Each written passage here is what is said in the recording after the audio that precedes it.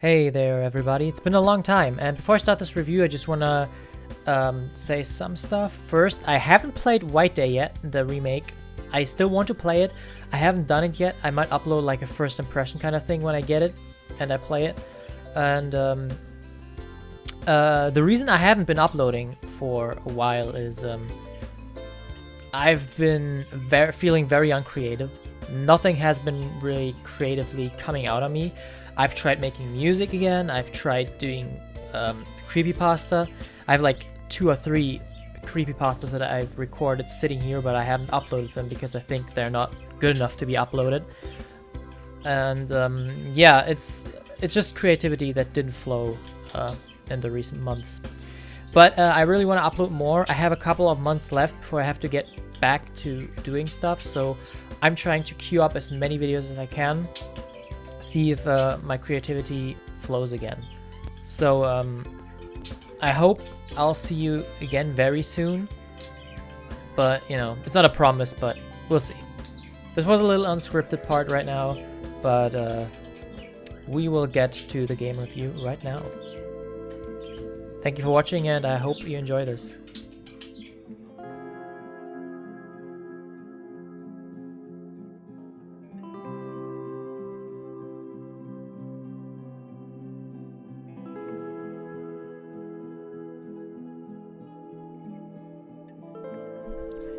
Today I want to talk about a short indie game with, I want to say, tiny horror elements?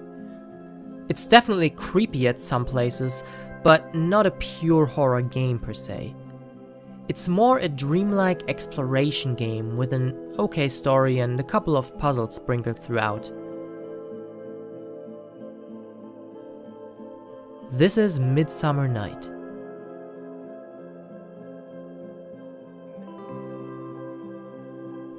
What actually initially made me curious was the name of this game, Midsummer Night.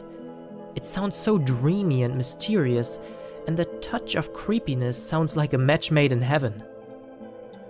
And look at those graphics.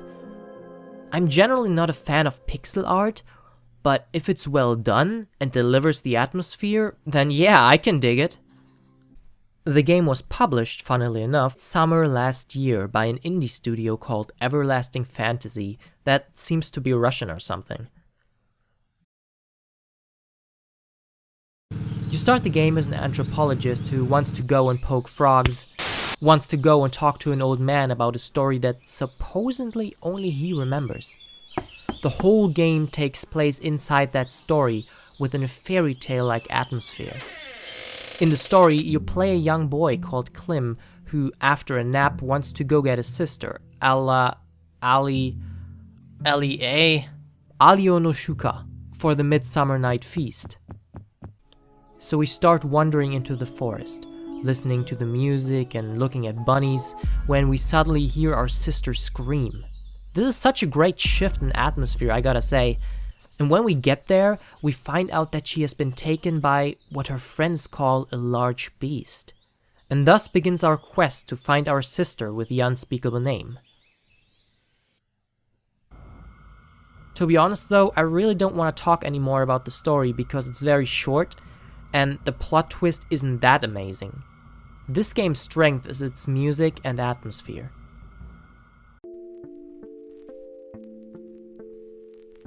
The first thing you'll notice are the beautiful graphics that only get nicer when it gets darker. Look at those shadows. Sometimes they even move in the wind. It's just amazing.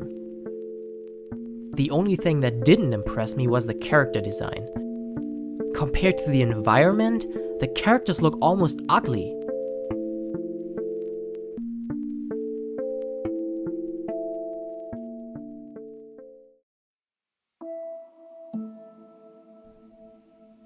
The second thing you notice is the music, and the music is breathtaking.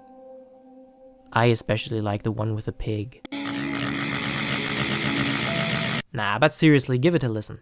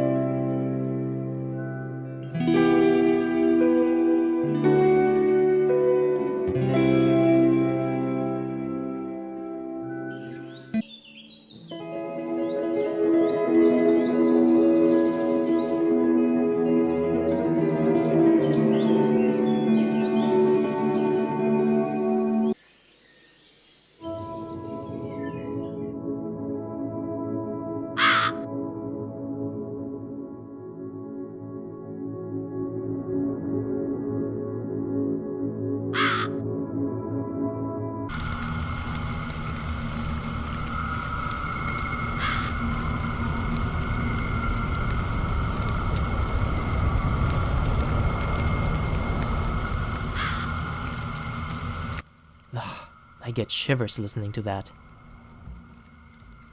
But actually, now that I think about it, the title melody sounds familiar.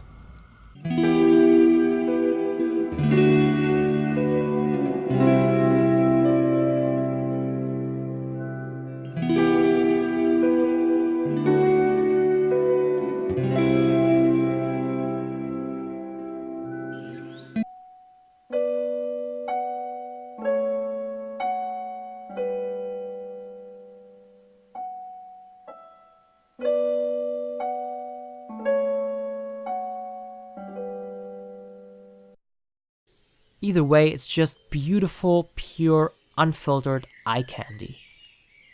My only complaint with the music is that there just isn't enough of it. You can finish the game quite quickly, and there are large portions without any music at all. I mean, I can understand not using music for the atmosphere, but I feel like the parts without music are not as strong as the developers wanted them to be.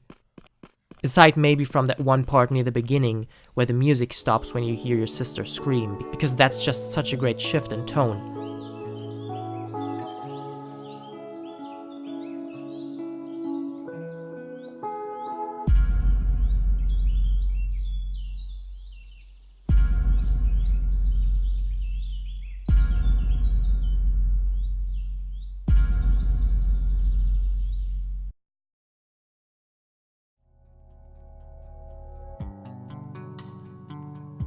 The controls work almost like you would expect. WASD to go up, down, left and right as usual, but you can use Q to examine objects and E to pick them up. Pressing I brings up the inventory, but only if you are near an object of interest, which is kinda It limits you, and you can't look at your inventory on the fly. There aren't a lot of puzzles, and the puzzles aren't even that hard, aside from maybe one, but still, I would have liked to be able to look at the inventory whenever I want to, and not when the game wants me to.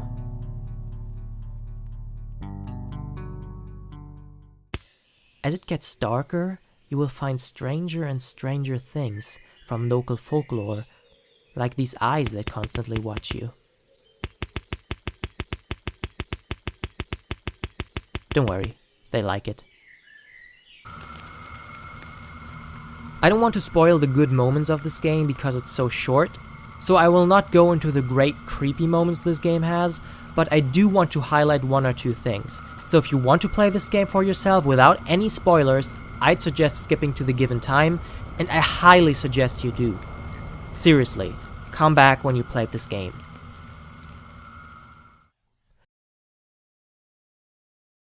Alright, so if you are still here, that means you've already played the game. Right? I know you haven't played it and are lying, Josh. Anyway, I want to talk about a couple of moments that made me fall in love with this game before we get into the final rating.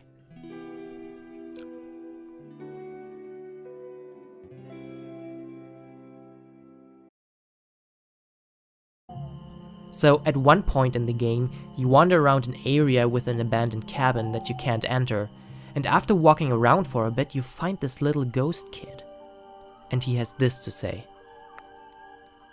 Hello. Who's here? Me. Me who? Me. What's your name? Clem. My father's name is also Clem. Let's be friends. By the way, haven't you seen him? No. They told me to wait for them here by our house. Have you been waiting for long? No, I think they're about to come back. Are you going to the city too? Can I join you? I'm too young and I can't go far away from the house without adults. And you're grown up. I can come with you. My mom and dad are going to be so surprised to see me there. And anyway, it's so boring here. But in the city, it's fun. I don't know which city you're talking about. But if you want, you can come with me. I don't mind. Cool! This was so sad to me. I really wanted to help him somehow. This kid was obviously unaware that he was a ghost. So after you bring him to his parents' grave, he has this to say. Mom, Dad! Here they are. Thanks for helping me find my parents. Bye! And vanishes, leaving you behind on an empty mass grave. This part was so heartwarming, sad, and kind of creepy. I don't know, this was perfectly executed to me. And at this place, there's a really nice puzzle with a password you have to crack too. This atmosphere just resonates with me, like I also said in Yearwalk, but this one is even stronger than that. There's just something deeply connecting to me with it. I can't really explain it, but I want more of this. Everything is filled to the brim with dread, sadness, and fear. I just want to soak it all up, like a sponge or something, I don't know. There's nothing you can assume about this forest.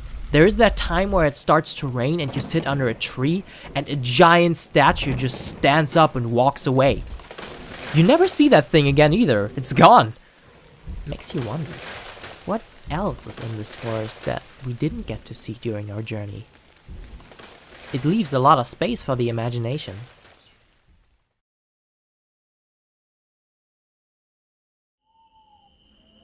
And one part there's this fork in the road where you get to choose where to go based solely on these cryptic hints. It really feels like a fairy tale in that way.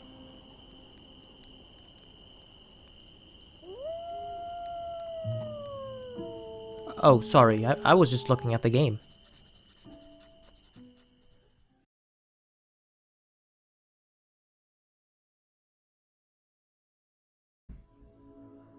Yeah, so as you can tell, I'm in love with this game's atmosphere, with its music and graphics. But if you take that away, what is really left? To be honest, what's left is a mediocre, very short puzzle game, with a little bit of choice but barely any substance to it. But it would be unfair to take the graphics and the music away from it. That being said, I'd play this game solely for the experience and not that much for the gameplay or story. If the graphics and music are a hot brownie with ice cream, then the puzzles and story are the sprinkles on top of that. You don't really need them, but damn, they're tasty. In addition to that comes its short length. A full playthrough took me under 2 hours. They tried to give it replay value by adding a couple of choices and one important choice at the end, but that one you can replay right after, and it doesn't really change that much, it just kind of changes the ending a little bit.